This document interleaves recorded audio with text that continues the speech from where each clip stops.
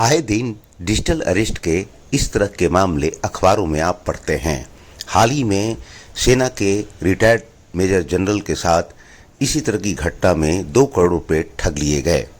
आज आपको digital arrest Gorakh धंधे का पूरा खेल समझाएंगे, लेकिन पहले नोएडा के एसीपी साइबर सेल से जानिए सेना के एक्स मेजर जनरल के साथ क्या हुआ था। उसके बाद वीडियो में बने रहिएगा ताकि आप डिजिटल अरेस्ट का पूरा खेल समझ सकें। Retired major general mister M K Dhir के द्वारा साइबर थाना नोएडा में एक मुकदमा पंजीकृत कराया गया, जिसमें उन्होंने बताया कि दिनांक 10 अगस्त को एक व्हाट्सएप कॉल उन्हें आई। कॉलर ने अपने आप को डीएचएल कुरियर कंपनी मुंबई का एक पदाधिकारी बताया और कहा कि आपके नाम से एक पार्सल ताइवान भेजा जा रहा था, जिसमें कुछ ड्रग्स, कुछ पासपोर्ट, आधार कार्ड, क्रेडिट कार्ड और एक लैपटॉप मिला है जो कि आपत्तिजनक है। अतः आपके द्वारा एक एफआईआर मुंबई क्राइम ब्रांच में पंजीकृत करानी चाहिए। और इस बात को कहते हुए उन्होंने मुंबई क्राइम ब्रांच का किसी व्यक्ति से इन्हें स्काइप कॉल के द्वारा जोड़ा, जिन्होंने इन्हें पार्सल भेजने का भय दिखाकर लगभग 2 करोड़ रुपए ठग लिए गए।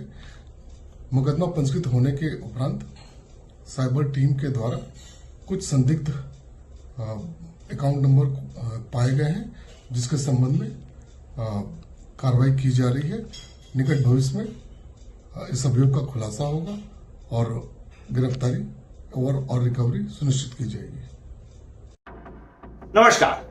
केस नंबर 1, फरीदाबाद की एक लड़की को 12 अक्टूबर के दिन एक फोन आता है और उस फोन पे पुलिस वाले उसको 17 दिन तक अरेस्ट किए रखते हैं, यानी डिजिटल अरेस्ट के जरिए उसे 11 लाख रुपए ठग भी लिए जाते हैं और उसे 17 दिन तक एक तरीके से कैद करके रखा जाता है। कहा जाता है कि उसके नाम पर कोई कार्गो भेजा जा रहा था जिसमें फेक पासपोर्ट आदि थे। लड़की घबरा जाती है और लाखों रुपए लुटाने के बाद जब उसको होश आता है तब तक सब कुछ खत्म हो चुका होता है। इस घटना के कुछ ही दिन बाद नोएडा में भी ठीक इसी तर्ज पर एक लड़की को डिजिटल अरेस्ट किया जाता है और उससे भी लाखों रुपए ठग ली जाती है। ये लड़की सॉफ्टवेयर इंजीनियर होती है, लेकिन डिजिटल अरेस्ट को सही समझकर यह घबरा जाती है और कैद होकर आखिरकार लाखों रुपए से भी हाथ धो बैठती है। मित्रों, डिजिटल अरेस्ट नाम की कोई भी चीज किसी भी संविधान के किसी भी सेक्शन या किसी भी जगह पर नहीं है। किसी को गिरफ्तार करने की परिभाषा सीआरपीसी की यानी क्रिमिनल प्रोसीडिंग कोड के 41 सेक्शन के तहत डिफाइन की गई है, यानी परिभाषित की गई है। इसके मुताबिक बिना मजिस्ट्रेट के या बिना मजिस्ट्रेट के परमिशन के या बिना वारंट के कोई भी पुलिस अधिकारी आपको, मुझको, किसी और को अरेस्ट कर सकता है, लेकिन उसके कंडीशन है। पहला कंडीशन ये है कि अरेस्ट करने का जो बेस है, या तो जिस व्यक्ति को अरेस्ट किया जा रहा है उसके खिलाफ कोई ऐसा कंप्लेन हो जिसमें सजा 7 साल या 7 साल से ऊपर हो, या फिर उस पुलिस अधिकारी के सामने उक्त व्यक्ति जिसको अरेस्ट किया जाना है, उक्त व्यक्ति कोई ऐसा संज्ञेय अपराध कर दे जिसकी सजा 7 साल हो, या पुलिस अफसर जो है जो अरेस्ट करने गया है उसको लगता है कि ये आदमी समाज के लिए ऐसा खतरनाक वारदात को अंजाम दे सकता है जिससे शांति व्यवस्था भंग हो सकती है। उस स्थिति में वह उस व्यक्ति को गिरफ्तार कर सकता है। इसके अलावा अगर उसके पास कोई ऐसा सबूत मिलता है या उसके सामने कोई ऐसा संज्ञेय अपराध होता है किसी पुलिस अफसर के सामने, तो वो उस व्यक्ति को बिना किसी वारंट या बिना किसी मजिस्ट्रेट के परमिशन के गिरफ्तार कर सकता है। लेकिन इस गिरफ्तारी के लिए उसको कागजी कार्रवाई करनी पड़ेगी, यानी डिजिटली वो किसी को अरेस्ट नहीं कर सकता।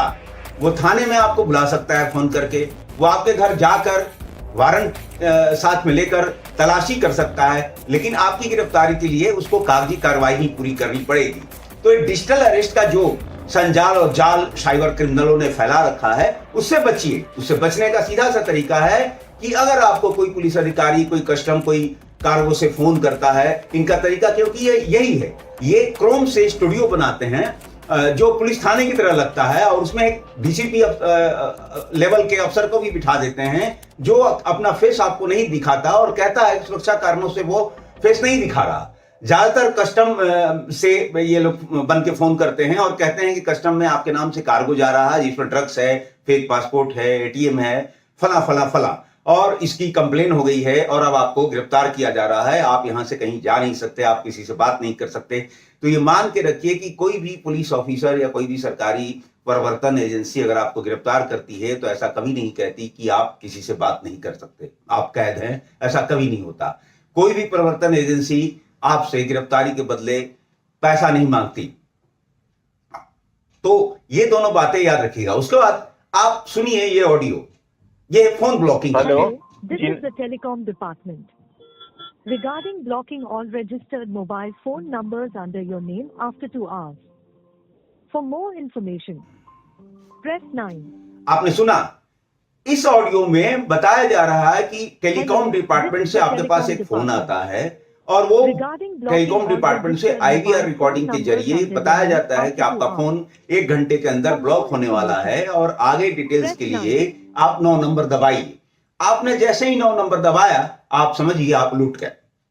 इसलिए साइबर क्रिमिनलों से बचाव सिर्फ जागरूकता से ही हो सकती है, और वो जागरूकता तभी आ सकती है जब किसी भी तरह का फोन आए, किसी भी तरह का मैसेज आए, किसी भी तरह का लिंक आए, आप उसको क्लिक ना करें, आप उसको फोन ना करें, आप उसको रिस्पॉन्ड ना करें, आप उसके जाल में ना फंसे। अगली बार फिर एक मुद्दे के साथ जल्द ही मुलाकात होगी। तब तक के लिए नमस्कार।